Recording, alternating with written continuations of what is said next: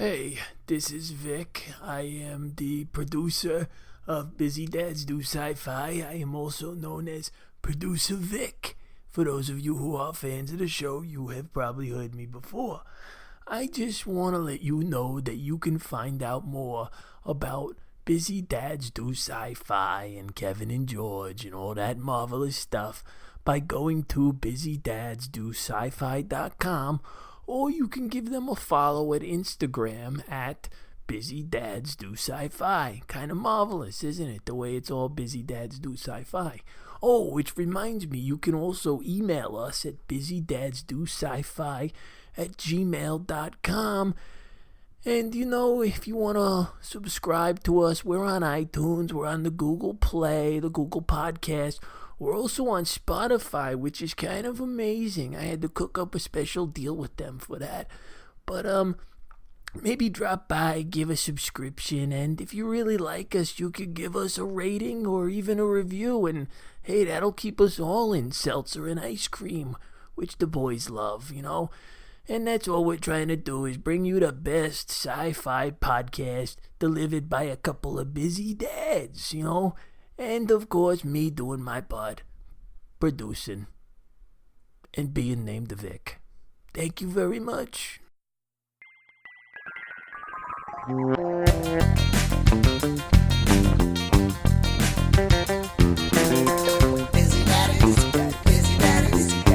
daddies do sci-fi. Busy daddies do sci-fi. Busy daddies do sci-fi. Busy daddies do sci-fi.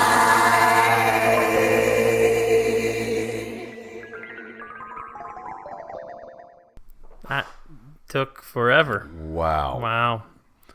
Well, Whoa. it was going to be a good podcast. I had hopes.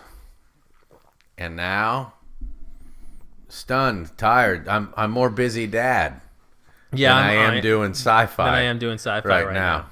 Yeah, that took a little. We suffered through some technical difficulties, as anybody does when they're dealing with the level of technical equipment that we're dealing with. I mean, this stuff they just throw us in this place after hours. I'm amazed. Yeah, I mean, there's a bucket of water in the middle of the room. 2 sets of headphones, 2 microphones, and they think down. We're actually the janitorial staff yeah. at this Burbank studio. We do keep this place pretty clean. Yeah. Well, they pay us to. It's our job. That makes it sound like we actually are the janitorial staff, doesn't it? Yeah. All right. We really wouldn't be using a studio that we actually were hired to clean at night. Oh, I would not feel comfortable with that. No. Yeah, I wouldn't do that. No, I wouldn't do that either. I wouldn't be able to respect myself. Yeah. We got our keys back finally, man. Not we don't that have to I'm live able that way. to now. So, I'm George. This is Jaime Bocci. This is Bocci. This is Jaime Bocci over here. He's he came with the studio. You guys might remember Kevin, who used to be my co-host. And now I got Jaime Bocci. Let me know when you want to hear an Ike and Tina story. Some of the first people to lay down tracks in here. Do you think any of our viewers get Ike and Tina references? Any of our listeners? Sorry. Yeah, I thought that's when Rick and Morty going through the astral cloud. Oh well, they become Ike and Tina. Ike and Tina are Rick and Morty sidekicks on that weird universe where spousal abuse is okay. Weird universe. Weird. What kind of horrible place would that be? Terrible place. God. Oh, Tina. If you guys can't work it out. Tyke and Ina. Jaime Bocci. Man, I'm properly tired. And like in a good way. Like I had a full, cool day of doing life on this like little planet here. This little spousal abusive planet. It can Everything can happen when you're a human, George. It can be. I was at George, do you ever? Oh wait, that's your part. What are you doing there? You know what you're doing? You're starting to aggravate me. you're starting to, kind of make me itch a little bit. You're starting to get no. I wouldn't do that. I wouldn't be that irresponsible. Come on, early. Listeners, you have come to expect a level of quality from my segues that Jaime Bacci over here knows he can't produce.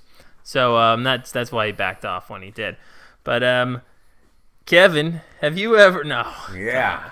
Man. So there's a band called Blur. Are you familiar with Blur at all? Like on the periphery, maybe? Kinda. Okay. So they had a music video. Blur was known for their music videos, but they had a music video called The Universal. And it was friggin' great. It was really, really creative. What are you doing, George? The guy who directed The Universal. Directed the movie that we're going to talk about tonight. Not only that, he directed the video for Radiohead's Karma Police. I used to have a DVD called the creative work of Jonathan Glazer. And you did? I did, yeah. Like a long time ago, like in 2000. When did I move to LA? In like 2004, 2005. I had this set. It was Jonathan Glazer, Spike Jonze. Like those guys they were music video directors before they were anything else. And really creative. Look at them now. Well, to be a music video director, you got to be able to tell a story very efficiently. Usually. Like there's guys who do just very, very visual stuff, but you've got to kind of tell a story in 3 minutes if you're really good at it. So you've got to be really efficient. This movie was really efficient, like in a way that we don't often see. It used used things that weren't words necessarily to tell the story.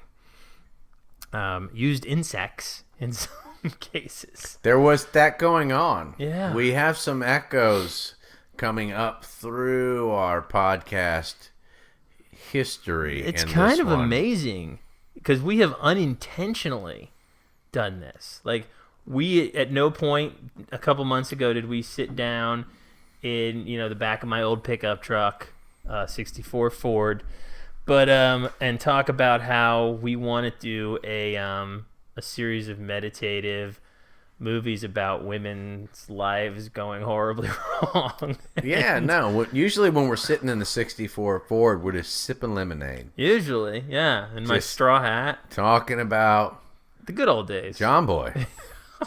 Who was and there? How he's beating Tina again. Who was there in the good old days? Yeah, John Boy. John Boy is from that dimension. Yeah. We lead very interesting lives, listeners. Mm-hmm. Lives of parallel dimensions and worlds which you could not possibly imagine, where you just walk in, you get a job as a janitor, and the next thing you know, they're making you host a podcast about science fiction.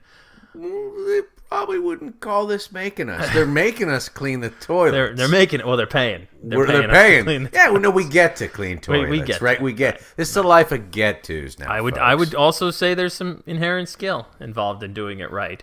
You know. Oh, all my chambermaiding back in the Rocky Mountains in '93 is kicking in. 93 chambermaiding. Mm-hmm.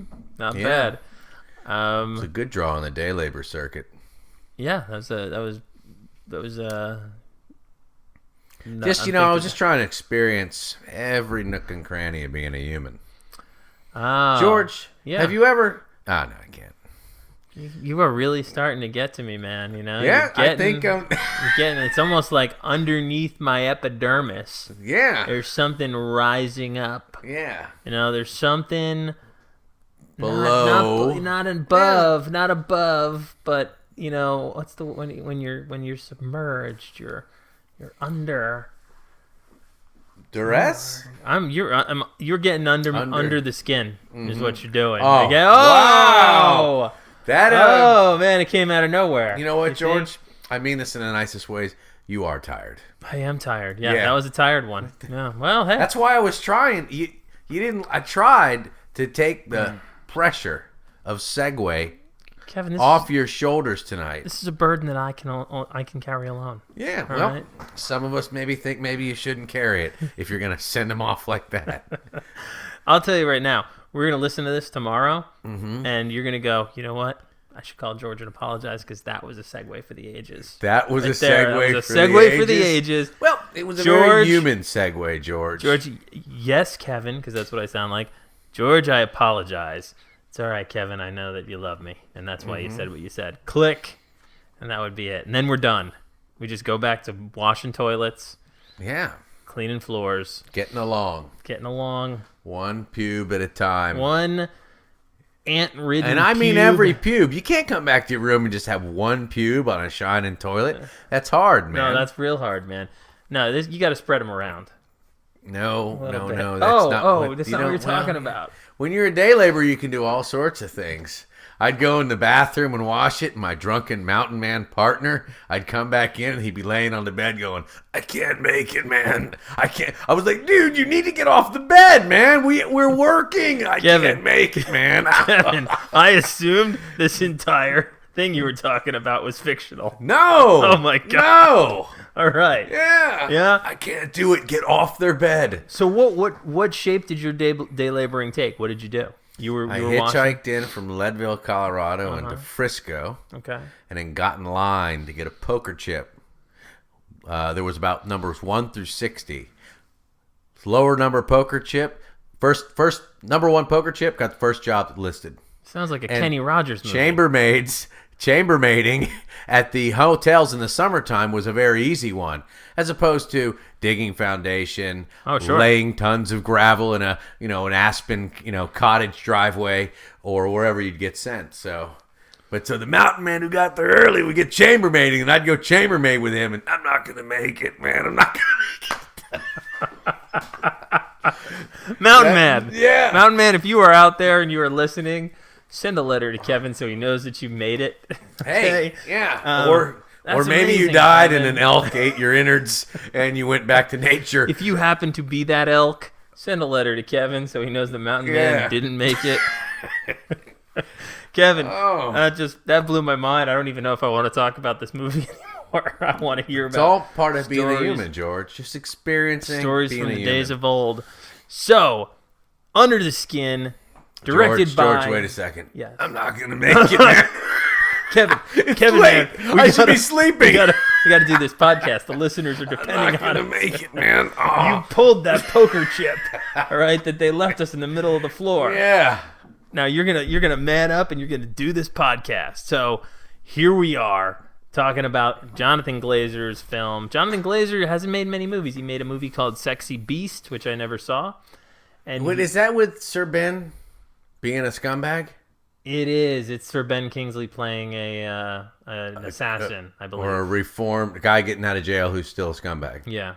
Sexy Beast. So what that means for me, that Jonathan Glazer means nothing. That That's means fine. nothing to me.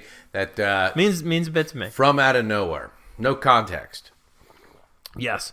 Well, I had not experienced him in this way before, like as a storyteller and his ability to like hold the attention of an audience. Like this was really fucking new. You might already be able to tell from the tiny fluctuations in my voice. Not that I'm tired, but that I really, really enjoyed this movie.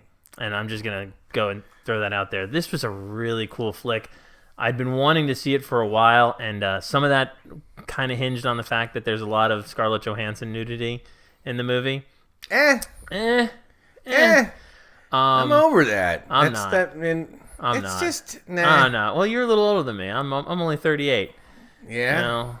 And, ScarJo, hey, I've known her since I was a kid. Not known her. Oh, you've known her, I bet. Oh, boy. I bet. Yes. Yeah. Oh, man, Mountain Lefty Man. knew her. I'm not gonna make it. I'm not gonna make it at all. All right, we got a new one. Yeah. But that aside, doesn't matter whatsoever. This was a cool movie that did things that I was not expecting it to do. That I thought was going to take a completely different journey from the one that I ended up getting from it. I thought, from what I had heard, we were going to see an alien inhabiting human with all the typical fare, like maybe a white light shooting down into a prostitute that Scarlett Johansen's playing, and then she goes about trying to discover what it is to be human. That's what you watched. That's not what I watched. You watched that. Now, that's nothing. I like this movie, too, but... No, that's not what I watched. She wasn't a prostitute.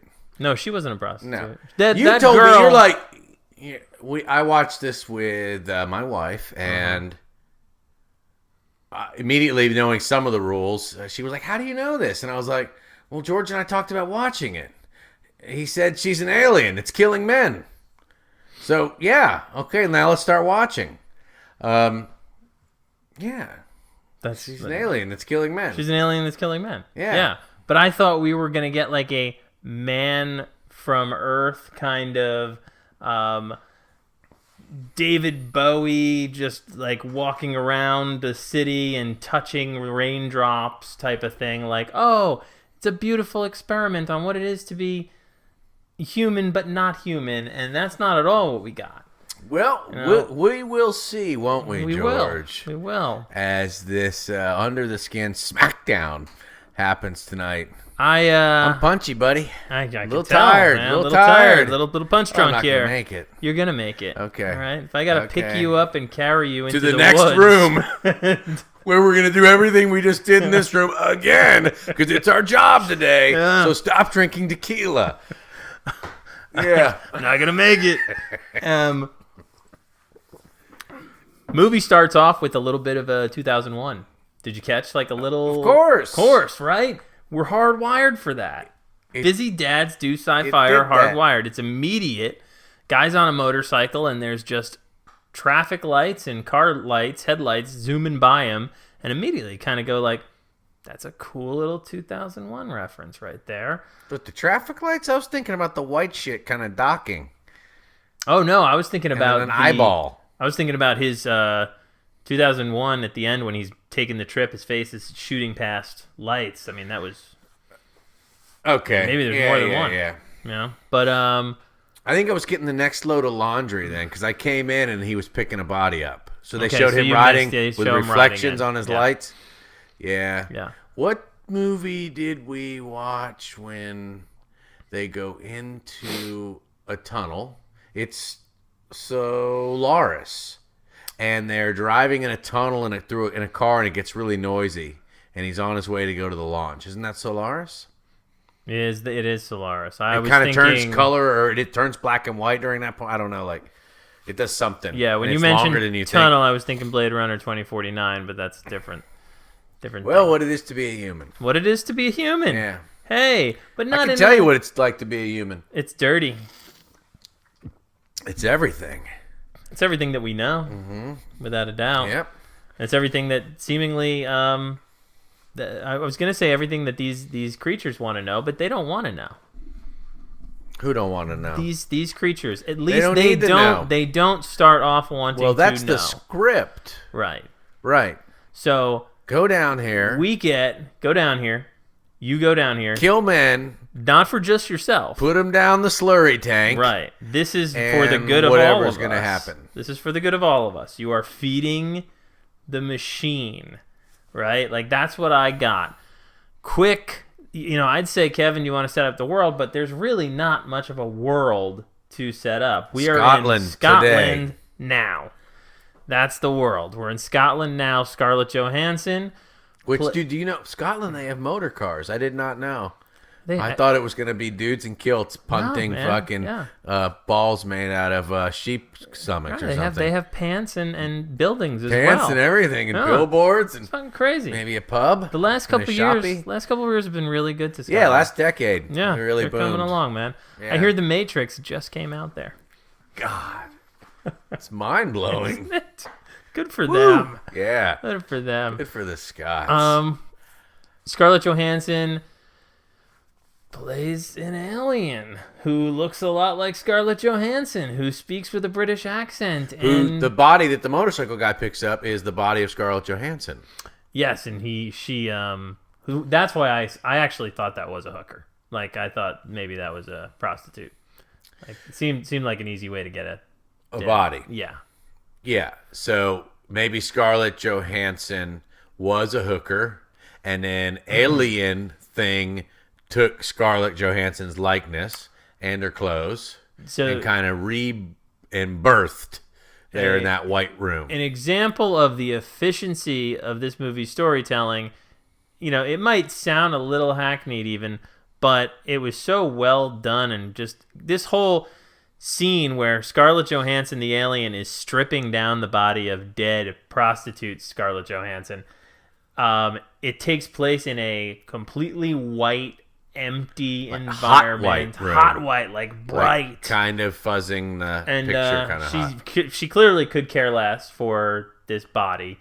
She's ripping the clothes off of it, putting them on herself, and she finds an ant, like right around her pubis region, picks it up, and is just clearly a little bit more interested in the ant than she ever was in this human body. Right, which brings us back to our last podcast and that thing I was talking about where you've got the Inhuman thing, like looking at the creatures and how the creatures show us something about who we're with. Right. So the alien, because even when you look it up on Netflix, it says an alien comes down and is tempting men away, is already staring at the bug on her finger. Yeah. Because it's Earth, man, and we're coming down to experience being a human. You are this. Well, you are. Or rather, no, maybe the curious one of us batch of aliens might like the ant a little bit more. The others are like, we need slurry. Which is we need expanded blood upon. slurry. Yeah. Which is certainly expanded upon. The method by which she goes about luring men to their demise is it's kind of obvious. I mean, she walks them to their doom using herself as like a sexual bait. She's very careful to choose people who don't have any connections. She is driving around not New York, driving around Scotland in a van. This couldn't be done in America, but anyway. No, we'll talk about that, though. You're absolutely right. This had to be done in a place like Scotland, because there's... Or like Czechoslovakia. I didn't really know where it was first, but I was like, this plays. And I think it played on my ability to step into efficient movies and meditative movies coming from places that aren't the States primarily. Yeah, there's a slowness to... Let's call it art house films. There was a little bit of a slowness that not only made what she was doing a little bit more believable because of the environment she was in, but maybe that also aided in like the translation to some more Tarkovsky stuff, was that it was European, but it hit a little better. I wonder, because he's not a Scottish director, I wonder if he just decided, I can't set this in the United States. Like, we would not be able to do this if people were walking around on Facebook all the time on their phone. It was just sort of... Right, you could, so put it, let's put it in, why the hell did I want to say? Madison, Wisconsin, right? Yeah. So, like a bigger, smaller place. Like, you would be in a van, you'd be pretty, you'd drive up to a dude and try and come on to him. And I think like the American guy in Spring, he'd be like, can't we have coffee? Just to see how crazy you might be? Yeah. Like, I don't think, I was like, I wouldn't do that. I wouldn't do that either. That was a little bit hard to believe, but I didn't need to believe it. But completely. I was like, but man, like. But she also, it became very apparent, like there was a grueling nature to what she was doing. She, I believe, struck out a lot. Yes, so you had to find the right guy. But she even found guys who were probably like, no, I gotta go. I can't, not even, but she was also very careful to find people with no connections. Now, I was confused whether or not that was sentimentality within her initially, before you find out more about her, or whether that was just logistics, like you don't want the cops to find you because this guy's wife is looking for her missing That's husband. what I assumed. Yeah. I assumed there was a debrief. I think I kind of hoped, like, she's being careful. She doesn't want people to miss people. Like, because I was trying to just put the pieces together initially. But yeah, it became apparent that this was just about, no, we don't want to get caught doing this. Yeah. And then it's down into the black. Do you think? Wait. Who are we? Who are we? That's a great question Isn't tonight, it? George. It is. Am I going to say it or You you? are. No, you All are. Right. Well, we're Black Drowning Depths Scottish Fudgecake. I'll say that one again. Black Drowning Depths Scottish Fudgecake. Taste it. You can taste that black. That is a B and then a D and then a D and then an S and then an F. Drowning depths. Mm-hmm. Can you taste the cake though? You can't. You can't. You can't. You can't. I mean, I can. Well, you know why? Because you're a human I'm a and you human, can experience and I can cake, experience George. cake. Yeah. I'm so lucky. Yeah. You know what I cannot experience? What? Walking slowly towards a naked alien and very, very slowly being submerged in black tar until and not even seemingly minding it, like being okay with it. Not even being conscious of Not it. even being conscious of it. And then all of a sudden I am completely under this black tar. And what is that over there? Yeah. It is the previous guy that she has lured. Bloating with weird skin wrinkles. Slowly being devoured from the inside. That is the nature of this beast.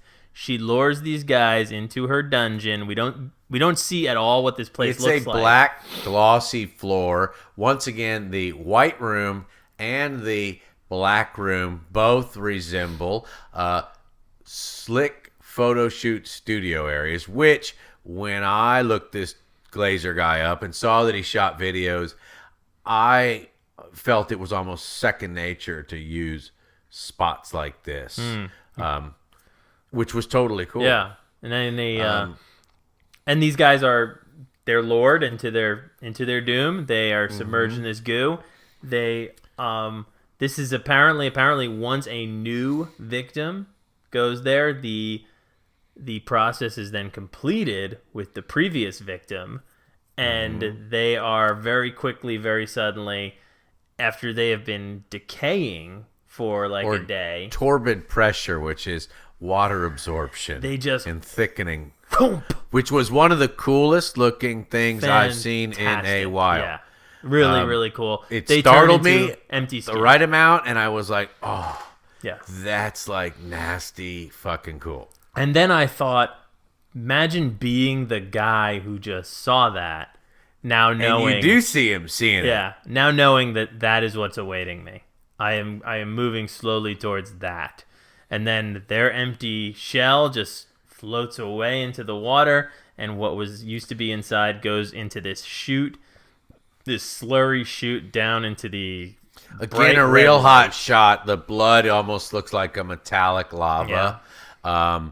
In this receding, vanishing point perspective with a slot in it, like it'd be running a slurry of a gutter. Yeah, it looks like it's heading down a gutter into a giant red light, and I took that as it is her job to just feed the machine. They are here to feed off of us. She has a handler who is very cool. Motorcycle guy. He's not only does he clean up after her, like cleans up a little bit of her mistakes, maybe, she beats on a guy who says he's got a tent on the beach, and you see him later on and he's cleaning up the tent on the beach. But he's also kind of there to keep her on her game. Every once in a while they do I got the feeling this happens often, like they do a little check-in where he just watches her, like, are you still doing this for the right reasons? And one thing I thought was cool in that scene was that it was the black room, only it was all brick. The floor was completely, just to kind of solidify, you can't do that to this guy. I didn't catch that. Yeah, it was cool. It was not a... Well, but so meanwhile, there was transmissions, audible transmissions throughout at times, and like a fade in of sound that would come in, which I thought was her receiving, or how she heard the world at times, because it was like a fuzz and Well, there's definitely a symbiotic nature to their relationship, because he is able to search for her based on things that she had seen. You see him later on, and he is looking at the mirror she was looking at and getting like, okay, she went this way. He's driving over the overpass, and he's going, okay, she went this way. And there's a reason as to why her handler starts looking at her. Well, so a couple things. So Alien movie, in a real subtle way, he is always in a leather bike racer suit, the one that is heavily armored, and it actually has the dome on the neck that would keep your helmet from breaking your neck, and you would slide on that hardened core, which is like a hunch. And so it always suggested to me the alien form, and I believe was probably intentional. I think so. That he was just supposed to kind of appear in a strange shaped body. Yeah, he looks like he's wearing battle armor or something. He looks like the muscle. And you realize she's never changed her clothes. That's probably how he would always appear. Yeah. So very, very cool. There's a lot of we got to a point where well, first of all, like I at one point in this movie was like, man, I'm so invested that it makes me want to go like, fuck this dude, this guy who directed this movie, because he's already, I'm not even that deep into it, and my emotions are being completely manipulated in such a masterful way. The kid on the beach, like that stuck with me, man. Like there's a moment where it's just like there's a kid who you kind of write the story for. His mother swims out to save their dog. The father stupidly runs after the mother. This is all happening while Scarlett Johannsen's trying to lure another guy in. And the end result is basically that like Scarlett Johansson takes the guy she's trying to take. The mother and the father end up drowning. And the kid is just left on the beach. The toddler, and he's just crying. I do think that was the beginning, though, of her starting to care a bit more. I don't think there's any evidence to back that. The fact that they play on the radio later radio on, piece? Maybe that she's listening to the radio, and I didn't know. They talk about a missing couple and a toddler being found and the search called off in the fog. Yeah, and she's sitting in the car and she looks over and there's a baby in the window of the other. There's enough in there to that makes sense to sort of turn the dial and have it that she's slowly going off her mission. We eat these things, and there's no reason for that. I didn't hang up on that with my understanding of what these people were. We're just cockroaches. We're just cockroaches, man. And so it doesn't really matter. And so I didn't get punched in the gut by that at all. My wife went, I don't need to watch this movie anymore. Yeah, it got me. And I was just like, I said to her then, I go, we're cockroaches. Yeah. It doesn't matter. Not from the frame I'm sitting in. I'm watching this alien being walk around this planet. So I didn't. Well, we stopped being cockroaches to her soon after that point. Like that was when she started seeing us in a different light, to the point where she's having a bad night, like she's striking out, like she can't find anybody, and she comes across a guy who has elephantitis. Got elephantitis. She lures him back, and she ends up letting him go. She ends up just like doing the whole usual bit. You drown in black goo, and then what I wanted out of that scene was something about him which wasn't human, but like better than human, like sparable. Not that she goes, oh, this is her turning point. Yeah. But like coding, like you get home and the black tar spits him out. Now that's me wanting to pity and have empathy and sympathy for someone that's that disfigured, I think. So I was like, I hope it's found that they're better than the fucking cockroaches. That someone that disfigured would be better than the roaches that she's just going to send into the tar. Yeah. But he runs free. Motorcycle man chases him down, hits him over the head, stuffs him in the trunk. He's dead. He's so hey, fucking dead. Too bad she let you go free. Right. We can't let mistakes like that happen. Boom. Yeah, which it was cool because we get a kind of a full-fledged picture of what motorcycle guy's full job is. Which It's is like, to hit you over the head. I will hit you stuff over in the trunk, head. punch a window out. Yeah. People are neighbor ladies watching and just like People are watching. Yeah. And he doesn't care. Yeah, I will correct your mistakes, and now you are a loose cannon, Scarlett Johannsen, and I'm coming to find you. And whatever shape that might take, I don't know. I do sometimes question as this movie's going along, how it is that like a movie can be this good and have it not be like a typical movie. You know, it's not a typical 3-act structure. Narrative, it's quiet, it's meditative. We've talked about this before.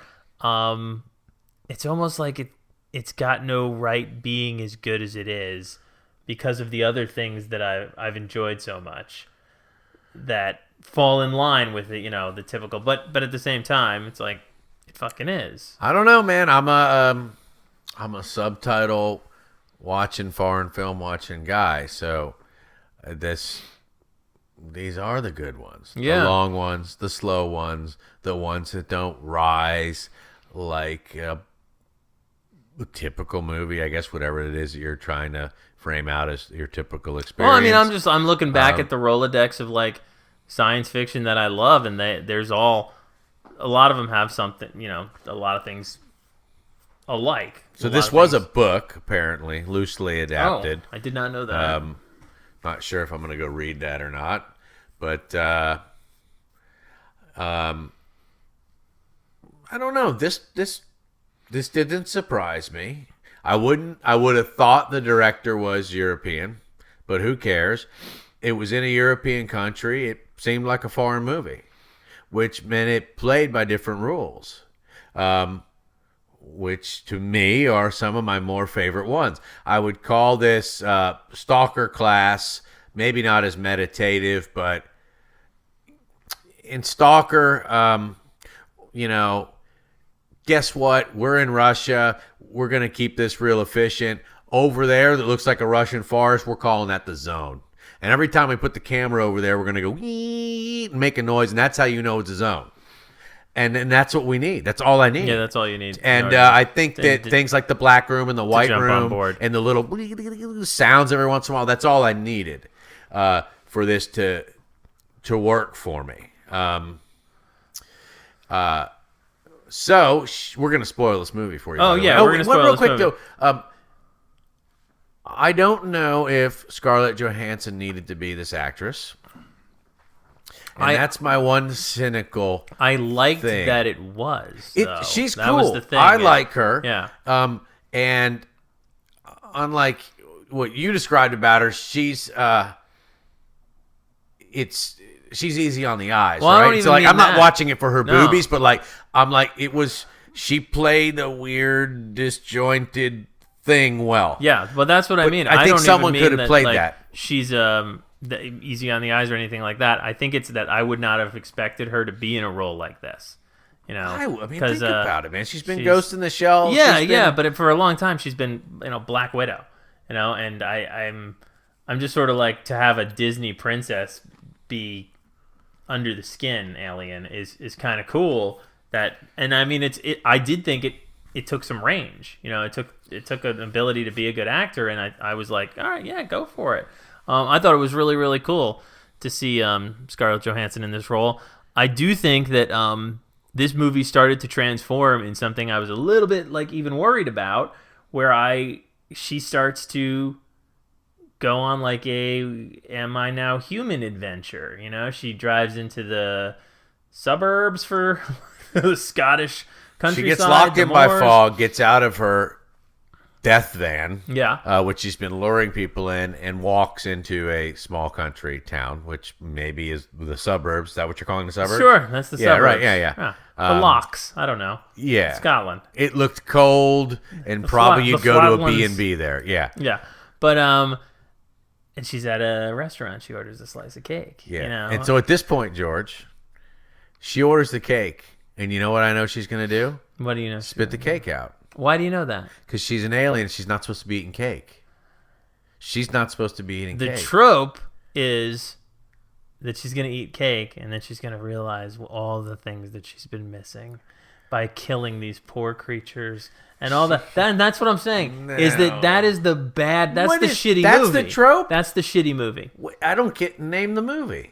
What's that movie? I think you're making it up. I'm not making it up. I can't name the exact movie, but It'll probably come to you. you know what I mean. I'm busting your chops It's that you're about, making it up, but it's about. I don't know that movie. It's not necessarily the piece of cake, but it's about the finding the soul of being human when you're not human. You But know? she's botched from the get-go. Oh no, I'm saying this movie's better Yeah. off for not doing that. Of course. Shit. You know? But I knew it. I go, she's attempting to be human. yeah. So she's gonna order something, and it's not even palatable. She doesn't even swallow it. Things can't go in her, George. Well, but we don't know that at that point. You figure it out. You figure get it some out. more evidence. Yeah, you get a little bit more Yeah. evidence. Things cannot go inside of her. Yeah, that's pretty self-explanatory, I think. You know, it's things cannot go in her. Right. So when she has someone care for her, after the restaurant, she's cold and wet, and a guy takes her in. Again, strangely, Kind of weird. I don't know what, but with whatever happens within 24 hours of some chemistry, He takes her to a castle. You know? which the scene just ends. Yeah. I'm not sure what that is. Now that I'm speaking right now, history and what humans have been could be there, but they try to make love, and Things nothing can't happens. go in her. And she jumps up and grabs a lamp and aims it at her crotch, and probably sees that there's superficial She's a Ken doll. stuff, but she's a Ken doll. Yeah. So So or a Barbie. She's a Barbie doll. I mean, that's yeah. Ken So doll, Barbie doll. joke is on you, lady. Motorcycle guy's coming to get you. And she runs for it. Yeah. Fuck, I can't be a human. I'm out of here. Do you are you of the mindset that entire sojourn into I'm trying to be a human is just ill-advised, like, or do you think that it was a necessary piece of the movie? I think that Like, did it disappoint you? It didn't disappoint me, but I think we were writing these notes. You were, I don't know what it is. I say what it is to be human because it very came quick to me that this was the investigation. Yeah. I glad it didn't get heavier handed. I'm glad it sped quickly out of it. And Yeah, it's like 10 minutes that they spend on it. Yeah. And it made the movie move to where it got cool because we got to see another artistic expression of an alien form. Well, not only in a that, cool, there was, sick, kind of gross way. Yeah, but there was also, I mean, there was like an emotional relief. When she goes, she just bails. She walks into the woods. Encounter with a weird dude. But she finds this cabin in which, travelers of the hills are welcome to stay here. And she just lays down and starts to go to sleep. For some reason, as I'm watching this, I felt like that makes complete sense to me. Like, I felt like you should sleep. Well, so because Like, she you hasn't should- slept. She yeah, stands yeah. in a room the first time we ever see her in another space that has a bed in it. Yeah. She stands in it. And part of me wonders if some of these aliens, when getting into skin, begin to take on things. Like maybe after 5 days, you actually might start to sleep, which would be indicative of someone who is emoting and having carnal, like human in the flesh experience. And so, Well, maybe yeah, that- so not only does motorcycle guy know to eliminate her and go after her, but wouldn't you know it, you're going to try food, you're going to try and bond, you'll need to rest because the flesh is like almost like an organ that rejects you, but But in this case, you would like fall asleep because flesh needs rest eventually and stuff. So that kind of went on. Like, so this pops open a little bit now, because then maybe the summation of motives that Motorcycle Guy is doing to her is not so much that as it is like checking for an expiration date. You know, like, or maybe he would get her out of the skin. Get her out of the skin. skin. Send her back home and retry it. But like, remember when she's luring the guy with elephantitis, and we see another alien. We see a black-skinned. I think that was her form. You think that was her form? Okay, because I was now with you saying, and I think, see, that's why I was wondering if that's somebody who's like waiting to see if she's still capable, because she had to go an extra layer. She had to take all her clothes off. I think he got to see her as she was. Okay, all right. Which is sort of, I think now that I'm retroactively thinking it, the glimpse of her made me think that there was a read that he was able to get that others don't get. That others do not get. And so maybe that's cool. He got the real picture, just a glimpse of it, right? Because it kind of goes, it shows her black. And then it kind of like, it lights up and it's actually her. Yeah. So you're like, is that an alien form? It was, as we find out. All right. I mean, just the fact that we can have this conversation about the intricacies is pretty amazing and a testament to this movie. Right. She, I mean, you know, she goes from being the predator to the prey as she comes across a worker in the woods who... the moment I saw that dude, you know, like, you just like, there was just, you're like, yeah, like, okay, this is coming. Mm-hmm. Here we go. And so he chases her down. He tries to rape her, and she zones out. Another thing, she looks up at the sky and it's snowing, right? And that was a little bit of like, right now at this point, you're experiencing humanity. Right. So disconnected that snow's fascinating. But anyway, she jerks away and pop, her skin suit pops and a blackness shows behind it. Dude freaks, runs away. She realized she's been ripped. Yeah. Pulls the skin off. You see it's a great black scene. human like form. It's a really cool. Feminine looking still. Yeah. Charcoal humanoid thing. Alien. And then dude runs up, douses her with gas, lights her on fire. And she burns. End scene. And smoke rises up, and then motorcycle dude stand on a hill, kind of like tuned into it, experiencing it, knowing it happened. Something along those lines. I got the feeling that he knew that he didn't need to find her anymore. Yeah, the signal went dead. Yeah, and then we go to black, man, and that's the end of the flick. That's under the skin. And like this movie's one of those movies that just it kind of comes out of nowhere, and it amazes you that we can still tell stories like this, like that there's it's just different and fun and creepy and like I felt this woman was murdering guys, and I felt really bad for her. You know, like that was the end result for me, is that like I was like, damn it, man. Like I did not. I did. I got to the point where I was just kind of like, I didn't know what I wanted from her. I'm going to say, you know what I'm going to say, buddy? What? Your motorcycle man is starting to detect something in you, buddy, and you better watch out. Yeah. He might come eliminate you from the program. I'll tell you, man. You're not supposed to feel for the murdering alien. Well, it's a byproduct of like because I do now believe that we've been talking about it. I do now believe that donning the skin puts you creates a ticking clock. Could be at risk. Some might not react well. Some might not react well, and these handlers, and there's several of them. We get to see that he's got a little team, but these handlers, it's their job not only to clean up your messes, so maybe some are a little more efficient than others, but it's also their job to make sure you're still up to the task at hand. Well, the same way, if we were astronauts, you would reel me back in if my suit went bad on a spacewalk. Yeah, that's a great analogy, man. So with that, it's weird because it's not like she is turning into this intentionally emoting. It's just a byproduct of her mission, or could be, or could be. Who knows? But it but could I mean, be just what is to be. But in human, that, right? I found like fragility in this thing that is essentially a monster.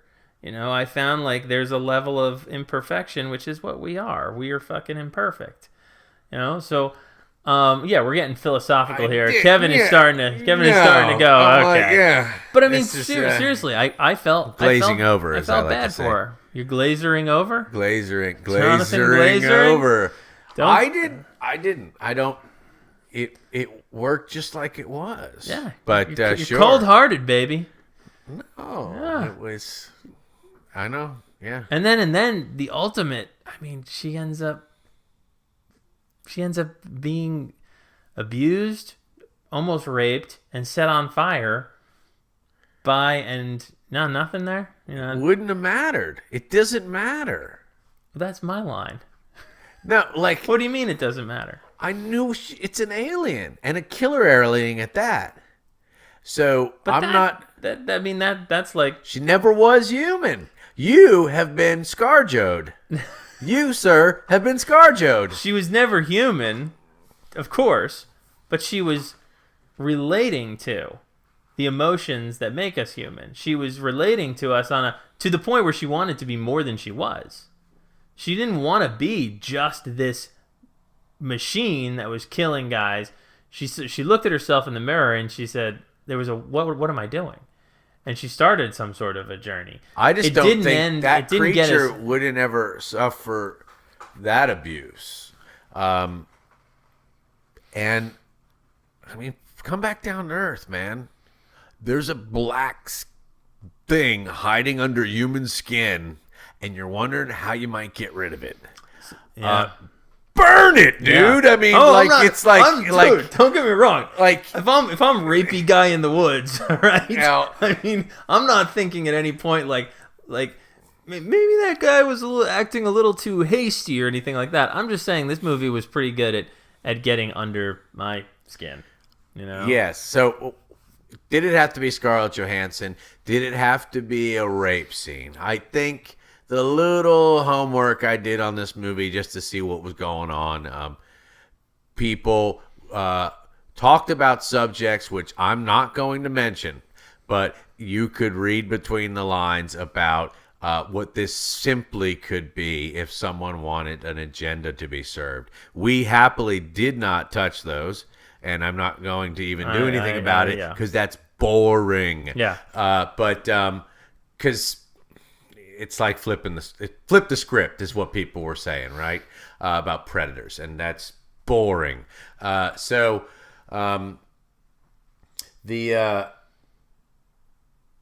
Scottish Fudgecake, listener, I hope that makes sense now. Oh, it better. God, Black Drowning Depths, Scottish Fudgecake. There's no spaceship. There's no. There is a spaceship. At the beginning, kind of. It's definitely that some was sort the of 2001 moment for me. A white, glossy, kind of airlocky, joiny thing, really abstracted. I got the idea of a delivery going. It's like something happening in that moment, or an initiation. It had to happen. And as we're describing this to you in an auditory medium, you're gonna have no idea unless you actually go and watch this movie, because it's like. This movie is handled in such the way that these guys die is so cool. Right before we started recording, I was asking Kevin just like if he thinks that is actually what it looked like. Like if there was like a third person in the room looking at it, and was he just like, holy shit, those guys are walking right into black tar, or whether it was just a artistic representation that the filmmaker had of something that like. We can't. It just doesn't. That doesn't matter. Doesn't matter. I'd the call point that was across. Mission accomplished. Mission accomplished. Right. All you had to see was the alien making their kills. But I like thinking those things. Put it this way, guys: a beautiful woman in a van drives up to you and says the right things to you, so that you do want to go home with her. And she drives you to her nearby crack house, opens the door, and it's a black marlite, which is a glossy flooring substance. bondage room, nothing in it except black, and do you follow her? Do you follow her? Probably not. So for me, whatever consummated the point of them getting to be food or being preyed on, it was not necessary to see. For instance, that could all happen in the van. Yeah, and it was we physically see like but that it she made lives it freaking in cool. It made it great. It was awesome. It was awesome. They do all have raging erections while they're walking. I did not notice that. Yes, they do. But one thing I nudity noticed, also I think added to that European aspect I was thinking about, and that made it much more like candid, believable, set it in a place not like an American flick. I mean, I noticed that it wasn't a thing, and that's honestly I didn't notice their hard dicks. It said graphic nudity in the beginning of the movie when I started watching it. It was like the typical warning, and I was like, what's going to be graphic about this? And it was like, oh, okay, yeah, there's like 3 erect penises in the movie. And I think the moment they do that, they have to put it's graphic nudity. Like, so it's just nudity. It's just nudity if it's just a floppy it's a flaccid penis entering the blackened depths. Yeah, but the moment it's an elephantitis guy with a erection, bye-bye. Aye. You're a hard R. And I'm not an animal. Oh, you're not. Clearly you're human, George, because you feel man. For an alien. Hey, Kevin. Yeah? Don't laugh at me. I was I'm once not. like you. I was once like you. Well, I don't know about you. I can still hammer down the cake. I can too, man. Yeah, so. And I have a vagina. Yes! There you go. So take that, Scarlett. ScarJo. ScarJo. Is ScarJo for real? Don't tell me you guys at Comic-Con are calling her ScarJo. No. No, thank God. No. Thank God. Because that's, first of all, we an call unfortunate her Natalia name. Romanoff. Is that her real name? No, that's Black Widow's real name. Okay, you're losing me, man. Black Widow. Yeah. That says it all right there. The Black Widow. Spring. Oh, it must be said, because it wasn't said last podcast, but Spring should have made you think of Possession. Oh. And this movie should definitely make you think of Possession. You can follow this is what do we call this suite? This is our tortured femdom suite. I would call this Inhuman Women Suite. Beautiful. Welcome to the last of the trilogy of the Inhuman Women. By the way, listener, I